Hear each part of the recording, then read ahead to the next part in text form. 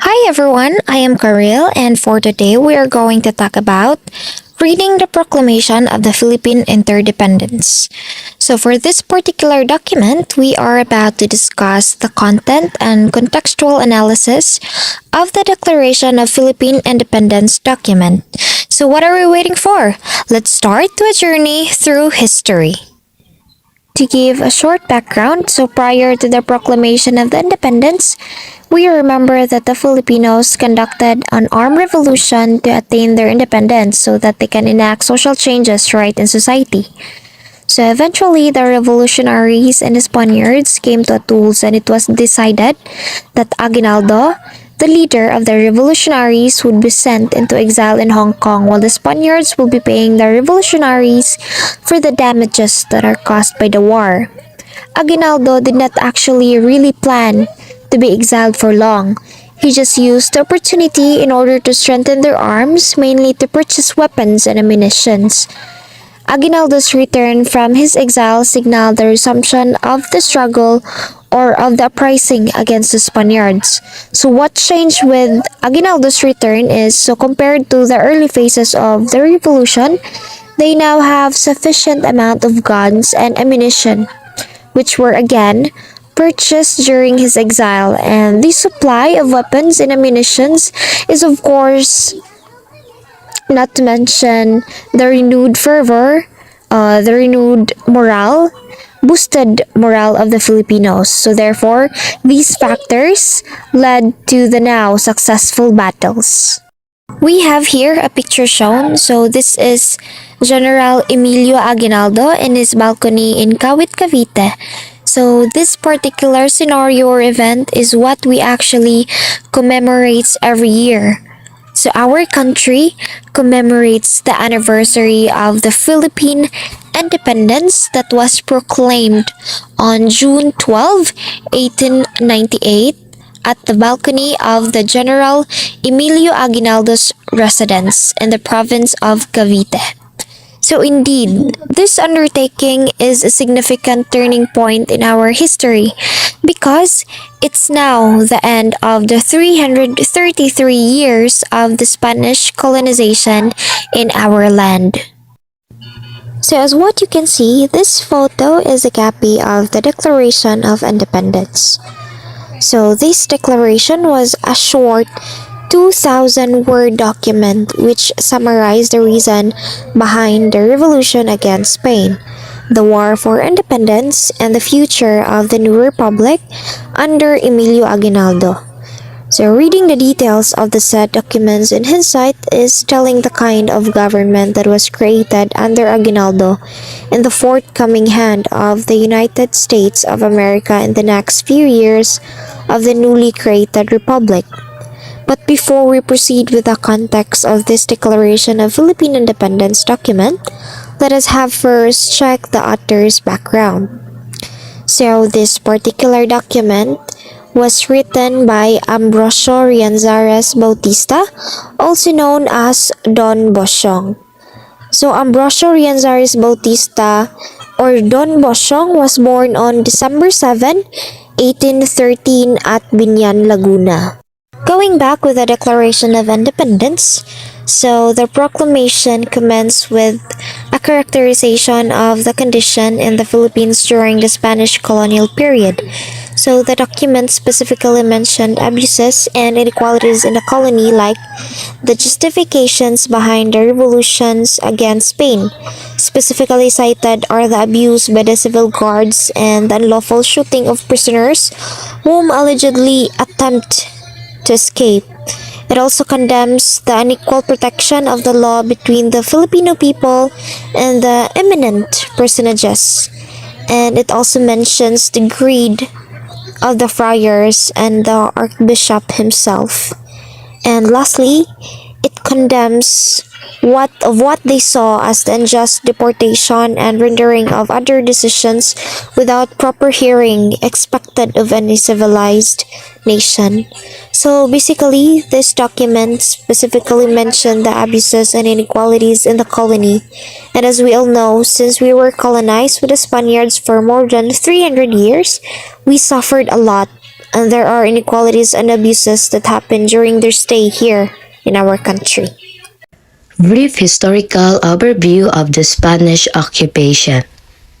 For more than 3 countries, the Philippines was under the rule of the Spanish Empire. It all began when Spanish explorers arrived in the 16th century seeking to establish trade routes and expand their empire. They set up colonial administration and introduced Christianity, which had mention of Rizal execution. One pivotal event that ignited the flames of revolution was the execution of Dr. Rizal on December 30, 1896. Rizal, a brilliant Filipino nationalist, writer, and advocate for social reforms, was unjustly accused by the Spanish authorities. His martyrdom served as a rallying cry for the Filipino people, inspiring them to rise against the oppressive Spanish and fight for their rights and independence. Narration of the Cavite Mutiny of January 1872. Let's travel back to January 20, 1872, when the Cavite Mutiny took place. It was a field uprising led by Filipino soldiers and workers stationed at the Spanish arsenal in Cavite. The mutiny was response to the injustice and abuse suffered by Filipino community under Spanish rule. Although the rebellion was swiftly suppressed, it had a profound impact on the collective consciousness of the Filipino people. It fueled their desire for freedom and ignite the flames of nationalism, promoting them to envision a future free from Spanish oppression. Evokes that the established republic would be led under the dictatorship of Emilio Aguinaldo. During this period of resistance, a remarkable leader emerged who would play a pivotal role in leading the Filipino people toward independence. His name was Emilio Aguinaldo. Under his guidance and unwavering determination, the newly established republic would be led under his dictatorship. Aguinaldo became a symbol of hope and inspiration for Filipino as he organized and strategized the resistance against the Spanish force. His leadership united the Filipino people, transcending regional and cultural differences, and propelled the revolution forward. Explanation of the Philippine flag. Let's now explore the symbolism embedded in our beloved Philippine flag. The flag design is a testament on our rich history and aspiration. The blue stripe represents peace and harmony, reminding us to the importance of unity in our pursuit of freedom. The red stripes symbolize courage and sacrifice, serving as a constant reminder for the sacrifice made by our ancestors in their fight for independence. The white triangle signifies purity and equality, emphasizing our commitment to justice and fairness. The sun and the star represent our aspiration for freedom and unity as a nation, with each of the 8 rays symbolizing the 8 provinces that first revolted against Spanish rule. The Philippine flag holds a special place in the hearts of every Filipino. It serves as a powerful symbol in our identity, resilience, and collective aspiration. The flag unites us as a nation, transcending different and reminding us of our shared history and common goals. It is a constant reminder of the struggle and sacrifice of our forefathers and call to preserve and uphold the values they fought for, and it represents our rich cultural heritage and serve as a beacon of hope and inspiration of generation to come. Declaration of Independence on June 12, 1898. Finally, we become to the most significant moment in our history. The Declaration of Independence on June 12, 1898, led by revolutionary leaders including Emilio Aguinaldo, the Filipino people proclaimed their freedom from Spanish colonial rule. This historic declaration marks the culmination of years of resistance, sacrifice, and unwavering determination. It paved the way of the establishment of the first Philippine Republic. The first independence government in Asia was June 12. It's now celebrated annually as a Philippine Independence Day, a day of remembrance, pride, and gratitude for the heroes who fought for our freedom. The proclamation of the Philippine interdependence is the struggle and sacrifice that triumphs of Filipino people in their quest for freedom and independence. It reminds us our shared history, cultural heritage, and the values we hold dear as a nation. Let us honor the legacy of our nation, heroes, and continues to cherish our Philippine flag as a symbol of unity and work together toward a brighter future for our beloved Philippines.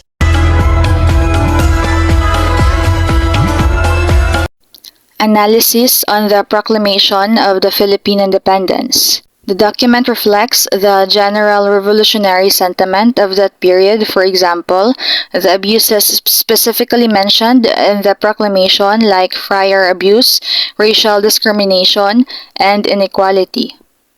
However, no mention was made about the more serious problem that affected the masses more profoundly: the land and agrarian crisis felt by the numerous Filipino peasants in the 19th century. This is ironic, especially when renowned Philippine Revolution historian Teodoro Agoncillo stated that the Philippine Revolution was an agrarian revolution.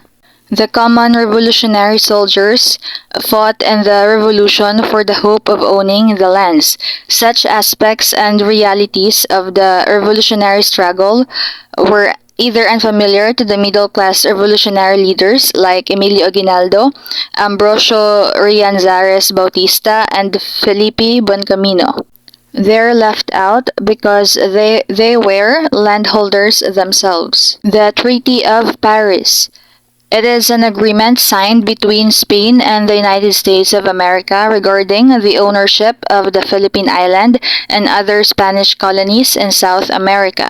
The agreement ended the short-lived Spanish-American War. The treaty was signed on 10th of December 1898, 6 months after the revolutionary government declared the Philippine independence. The Philippines was sold to the United States of America at $20 million, and the Americans occupied the Philippines immediately, which resulted in the Philippine-American War that lasted until the earliest years of the 20th century. There are mentions of past events that were seen as important turning points of the movement against Spain. The execution of the Gomborza, for example, and the failed Cavite Mutiny of 1872 was narrated in detail. Jose Rizal's legacy and martyrdom was also mentioned in the document. However, the Katipunan as the pioneer of the revolutionary movement was only mentioned once toward the end of the document. There was no mention of the Katipunan's foundation. Bonifacio and his co-founders were also left out. It can be argued, thus, that the way of historical narration found in the document also reflects the politics of the victors. The enmity between Aguinaldo's Magdalo and Bonifacio's Magdiwang in the Katipunan is no secret in the pages of our history. On the contrary, the war led by Aguinaldo's men with the forces of the United States of America were discussed in detail. The point is, even official records and documents like the Proclamation of Independence, while truthful most of the time, still exude the politics and the biases of whoever is in power. It is the task of the historian to analyze the context of these documents in relation to the dominant politics and the context of people and institutions surrounding it. Studying one historical subject entails looking at multiple primary sources and pieces of historical evidences in order to have a more nuanced and contextual analysis of our past. Cartoons became an effective tool of publicizing opinions through heavy use of symbolism, which is different from a verbose, written editorial and opinion piece. So in the book, Philippine Cartoons, Political Caricature of the American Era during the 1900s to 1941, Alfred McCoy, together with Alfredo Rosas, compiled political cartoons published in newspaper dailies and periodicals in the aforementioned time period. So for this part, we are going to look at selected cartoons and explain the context of each. The first cartoon shown was published in The Independent on May 20, 1916. So the cartoon shows a politician from Tondo named Dr. Santos who is passing his crown to his brother-in-law, which is Dr. Barcelona. So a Filipino figure symbolized by wearing traditional attire, the salakot in the Barong Tagalog, attempts to intervene, telling the latter to stop giving Barcelona the crown because it is not his to begin with. So, this reflects themes of political corruption and nepotism, suggesting that power is being transferred within a close circle rather than through legitimate means. The second cartoon was also published by The Independent on June 16, 1917, which was drawn by Fernando Amorsolo. This cartoon critiques the actions of the Manila police during that time. It portrays a Filipino child who steals a chicken out of necessity, symbolizing poverty and desperation. The police officer is depicted as aggressively pursuing the child, highlighting the harsh treatment to minor offenses. On the other hand, a man wearing a salakot labeled Juan de la Cruz was grabbing the officer, telling him to leave the small-time pickpockets and thieves and turn at the great thieves instead.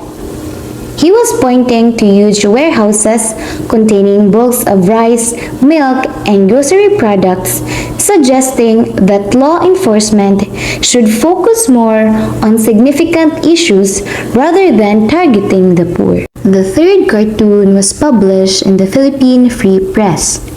This cartoon addresses the proliferation of unregistered vehicles, which is the colorum on city streets, leading to frequent fatal accidents involving both colorum vehicles and taxis. So this reflects concerns about public safety and the need for better regulation of transportation. So the cartoon likely criticizes the lax enforcement of vehicle regulations and the authorities' failure to address the growing problem of unregistered vehicles, which poses risks to public safety. Now let's proceed with the next caricature. So this is called Our Flaming Youth, which was published on June 25, 1932. Now there are three underlying elements in this caricature. So the first one is the police that is showing on the movie screen, which says no necking or love making allowed in this theater. Now the young moviegoers were shocked with what they saw, and the other moviegoers, which were probably middle age or old age, are laughing at this matter. So this caricature is a representation of an event called the Sexual Revolution in the 1930s. So the Sexual Revolution is actually, or the actual Sexual Revolution happened decades later, but here it happened in the 1930s. Now, the sexual revolution has two opposing thoughts: the conservative and the liberated. So the conservative wants to preserve the tradition, meanwhile the liberated wants the new. And in the modern age, we can still see that kind of conflict, which the conservatives despise the kinds of act which the liberated do. Meanwhile, the liberated wants to be more expressive with their emotions. So this is the next caricature, and we can call it the chariot. This was published in the Independent on November 27, 1915. So this caricature has 2 to 4 underlying elements. So we can look at Uncle Sam. So Uncle Sam, the one who is riding the chariot, is a representation of America in any form of media. Now, the chariot Uncle Sam's riding is being pulled by these people. So these people are actually the Filipino students.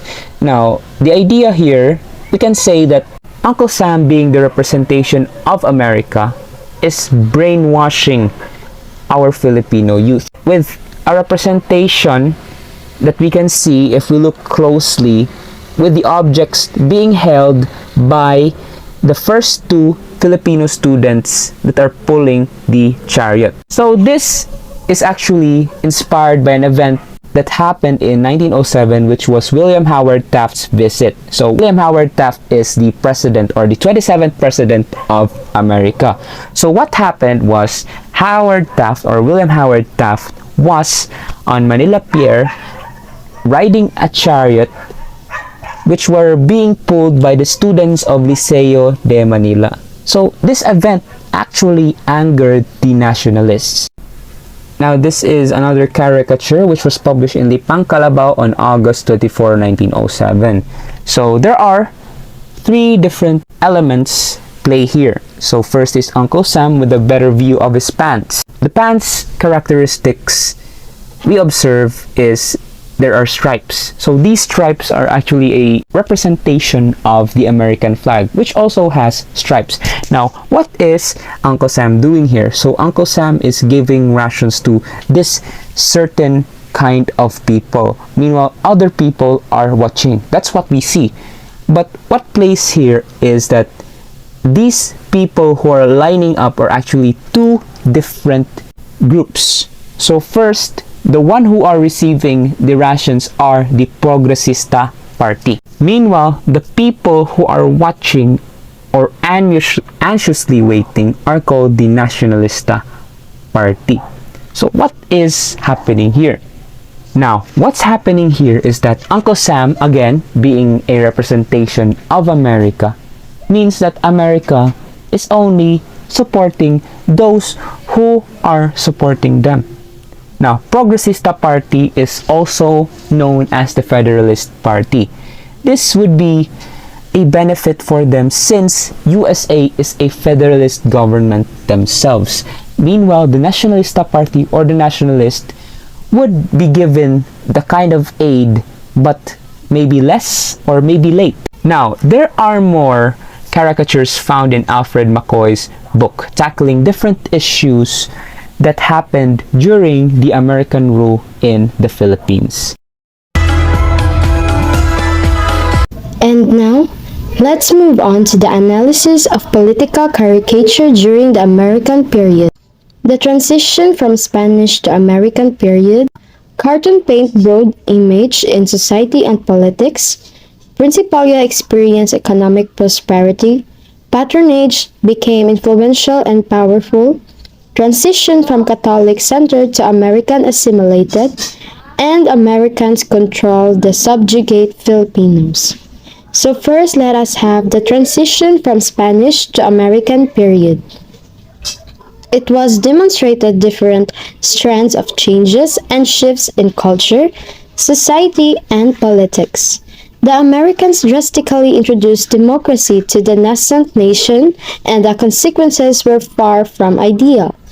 Aside from this, it was also during the American period that Filipinos were introduced to different manifestations of modernity like healthcare, modern transportation, and media. Cartoon paint broad image of society and politics. The selected cartoons illustrate not only the opinion of certain media outfits about the Philippine society during the American period. It seemed that the Filipino politicians at that time did not understand well enough the essence of democracy and the accompanying democratic institutions and processes. Next is Principalia experienced economic prosperity with the opening up of the Philippine economy to the United States, but the majority of the poor Filipino economy remained poor, desperate, and victims of state repression. Patronage became influential and powerful, not only between clients and patrons, but also between the newly formed political parties composed of the elite and the United States. This was depicted in the cartoon where the United States represented by Uncle Sam. Thus, the essence of competing political parties to enforce choices among the voters was cancelled out. The problem continues up to present where politicians transfer from one party to another depending on which party was powerful in specific periods of time. Next is transition from Catholic-centered to American-assimilated were depicted in the cartoons. One example is the unprecedented increase of motorized vehicles in the city. Automobiles became popular mode of transportation in the city and led to emergence of taxis. However, the laws and policy implementation was mediocre. This resulted in the increasing colorum and unlicensed vehicle transporting people around the city. This is a direct consequence of the drastic urbanization of the Philippine society. Lastly, Americans control and subjugate Filipinos. The other cartoons depicts how Americans controlled Filipinos through seemingly harmless American objects. By controlling their consciousness and mentality, Americans get to control Filipinos. That's all for the analysis of the political caricature during the American period.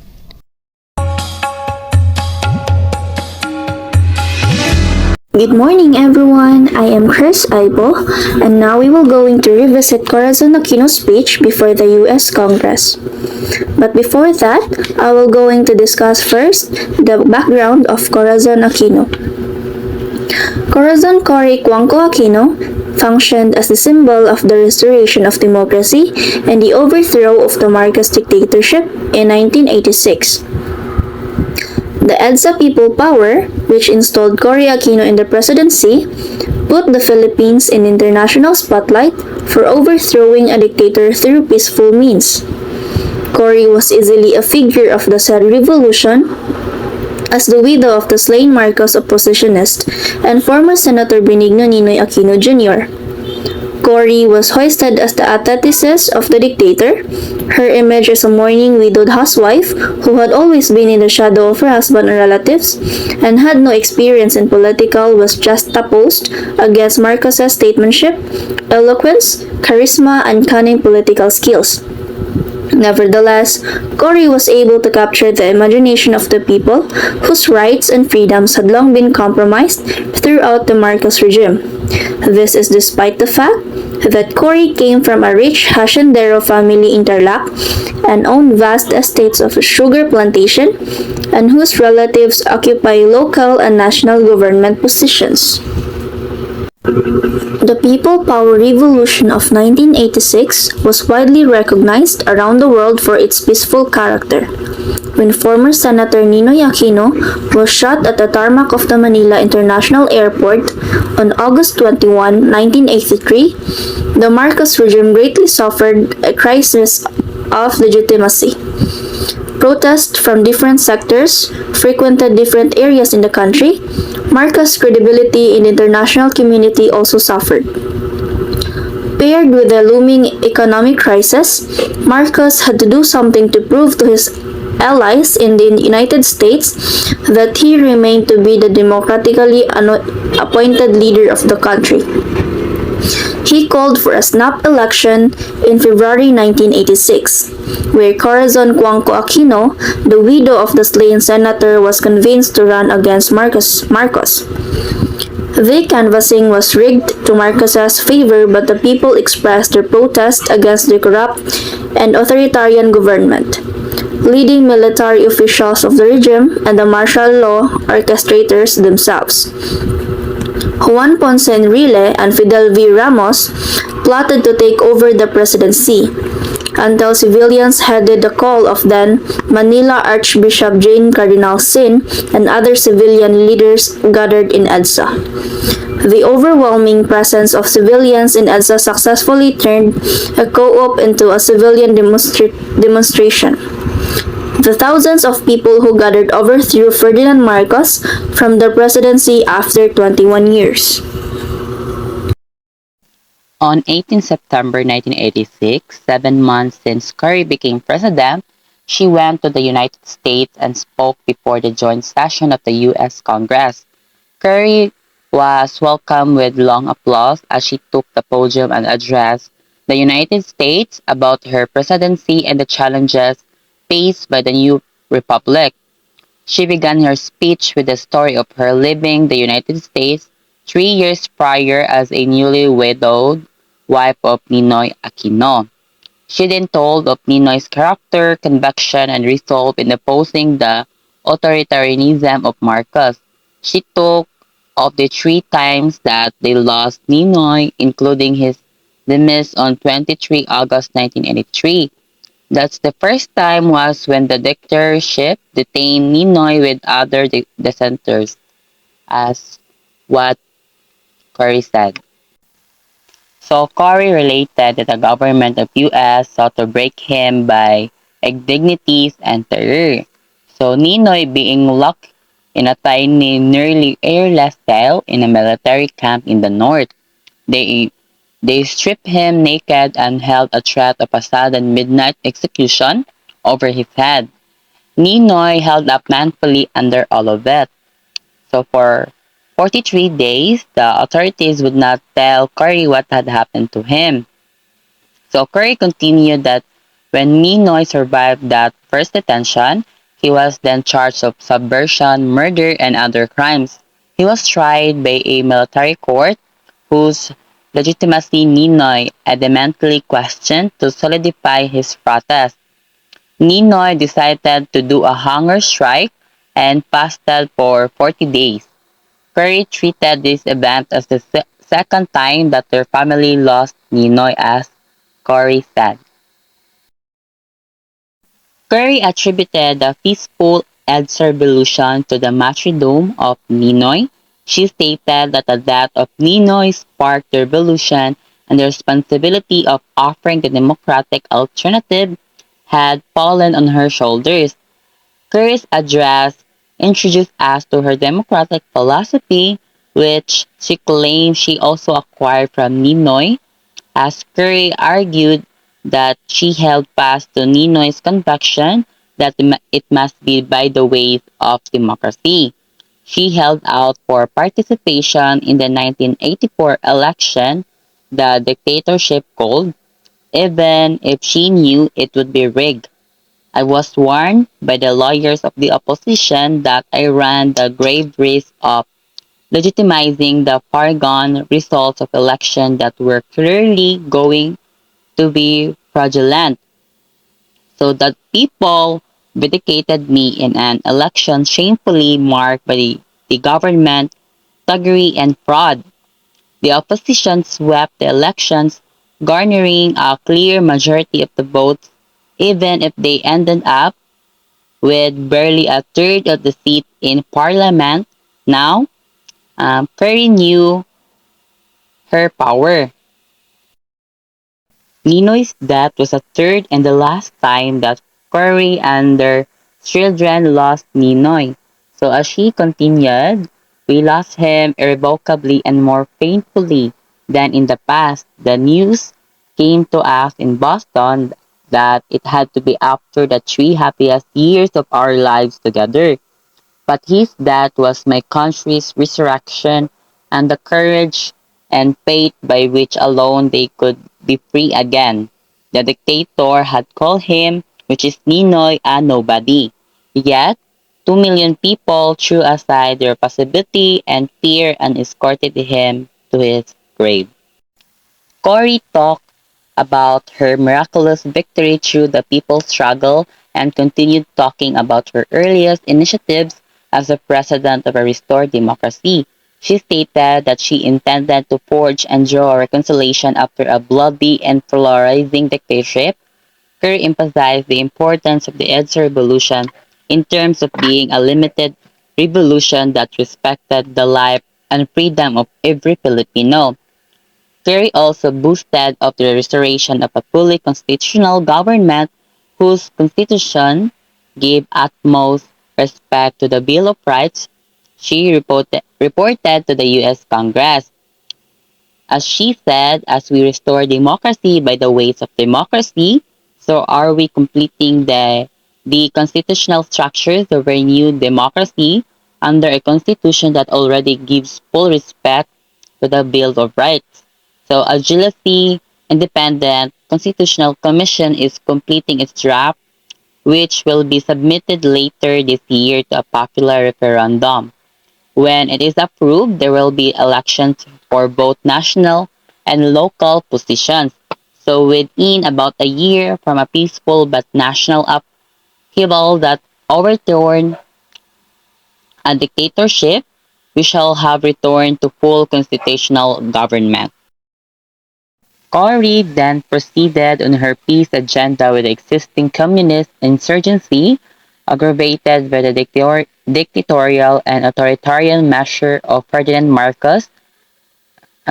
Cory asserted that my predecessor set aside democracy to save it from a communist insurgency that numbered less than 500. And hampered by respect for human rights, he went at it with hammer and tongs. By the time he fled, that insurgency had grown to more than 16,000. I think there is a lesson here to be learned about trying to stifle a thing with the means by which it grows. Cory's peace agenda involves political initiatives and reintegration programs to persuade insurgents to leave the countryside and return to mainstream society to participate in the restoration of democracy. She invoked the path of peace because she believed that it was the moral path that a moral government must take. Nevertheless, Cory took a step back when she said that while peace is a priority of her presidency, she will not waver when freedom and democracy are threatened.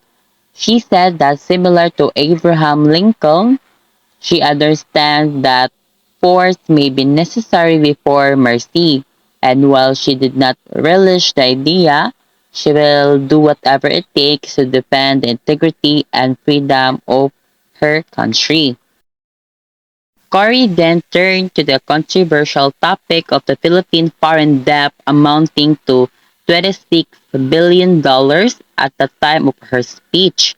This debt had ballooned during the Marcos regime. Kerr expressed her intention to honor those debts despite mentioning that the people did not benefit from such debts. Thus, she mentioned her protestation about the way the Philippines was deprived of choices to pay those debts within the capacity of the Filipino people.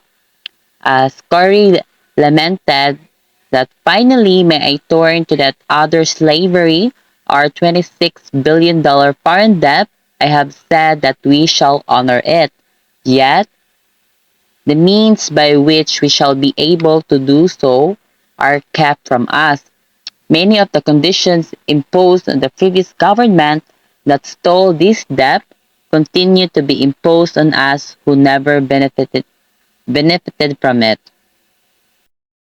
Cory continued that while the country had experienced the calamities brought about by the corrupt dictatorship of Marcos, no commensurate assistance was yet to be extended to the Philippines.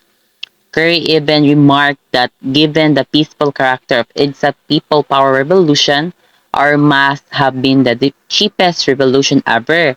Curry demonstrated that Filipino people fulfilled the most difficult condition of the debt negotiation, which was the restoration of democracy and responsible government. Cory related to the U.S. legislators that wherever she went, she met poor and unemployed Filipinos willing to offer their lives for democracy. As Cory stated, wherever I went in the campaign, slum area or impoverished village, they came to me with one cry, democracy. Not food, although they clearly needed it, but democracy. Not work, although they surely wanted it, but democracy. Not money, for they gave what little they had to my campaign. They didn't expect me to work a miracle that would instantly put food into their mouths, clothes on their back, education in their children, and give them work that will put dignity in their lives. Cory proceeded in enumerating the challenges of the Filipino people as they tried building the new democracy. These were the persisting communist insurgency and the economic deterioration. Cory further lamented that these problems worsened by the crippling debt because half of the country's export earnings amounting to $2 billion would go to pay just the interest on a debt whose benefit to the Filipino people never received. So Cory then asked a rather compelling question to the U.S. Congress. So the question is, has there been a greater test of national commitment to the ideals you hold dear than that my people have gone through? You have spent many lives and much treasure to bring freedom to many lands that were reluctant to receive it. And here, you have people who want it by themselves and need only the help to preserve it. Cory ended her speech by thanking America for serving as home to her family for what she referred to as the 3 happiest years of our lives together. She enjoined America in building the Philippines as a new home for democracy and in turning the country as a shining testament of our two nations.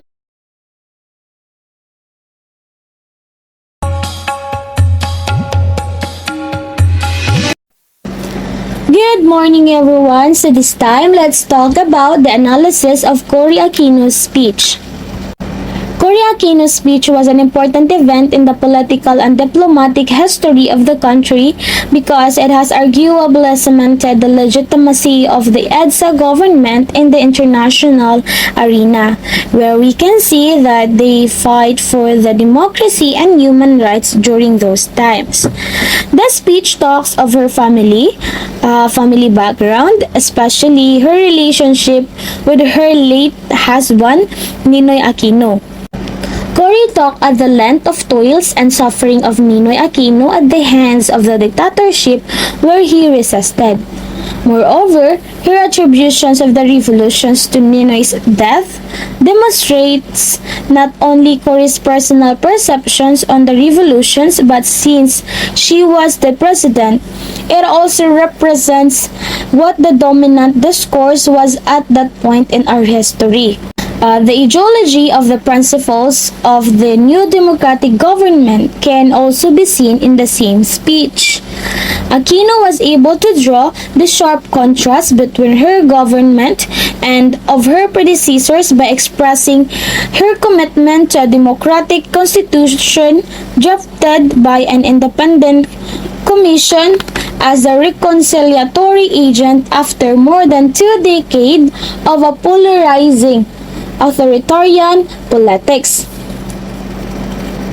Despite Cory's effort to raise herself as the exact opposite of Marcos, her speech still revealed certain parallelism between her and the Marcoses government.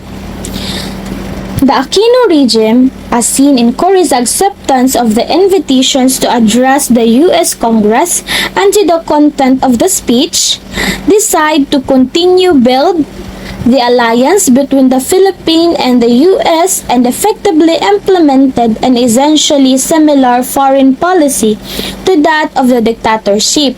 Cory expressed her intentions to pay off debts, and it was clearly seen that Cory's decision is an indicator of her government's intentions to carry on a debt-driven economy.